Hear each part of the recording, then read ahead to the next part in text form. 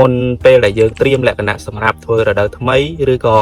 ការត្រៀមលក្ខណៈសម្រាប់ចាក់អរម៉ូនឬក៏ត្រៀមលក្ខណៈសម្រាប់ការបញ្ចេញផ្កានោះគឺយើងទាមទារក្នុងការបញ្ចេញត្រួយឲ្យបានស្រស់ល្អហើយវាមានកម្លាំងសិនទើបយើងអាចធ្វើការចាក់អរម៉ូននិងការបញ្ចេញផ្កាហ្នឹងគឺទទួលបានជោគជ័យបាទយ៉ាងហោចណាស់ការបញ្ចេញត្រួយស្វាយខុសរដូវយ៉ាងហោចក៏យើងអាចយកបានត្រឹម70ទៅ80% ផងដែរក្នុងការយកត្រួយបាទចំពោះរូបមន្តរបស់ក្រុមហ៊ុនស្ដេចតម្រៃខៀវដែលមានតម្រៃរីករាយបូកជាមួយនឹង Super N46 បូកនឹង DAP នេះគឺអត្ថប្រយោជន៍របស់វាគឺធ្វើឲ្យ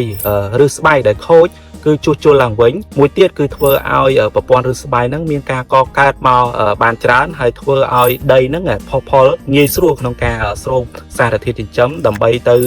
បំពន់ដងដើមឡើងវិញឲ្យវាមានកម្លាំងគឺធ្វើឲ្យការបញ្ចេញត្រួយហ្នឹងមកបានស្រស់ល្អវាធ្វើឲ្យប្រព័ន្ធស្លឹកហ្នឹងវា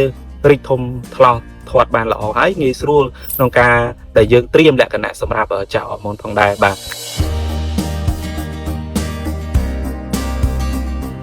ចំពោះរូបមន្តនេះផងដែរគឺយើងអាចលាយទឹករហូតបាន 2000 លីត្រដោយក្នុងមួយដើមគឺយើងអាចស្រោចរហូតបាន10 លីត្រហើយចំពោះរូបមន្តនេះគឺយើងអាចស្រោចរហូតបានទៅដល់200ដើមក្នុងមួយឈុតផងដែរបាទ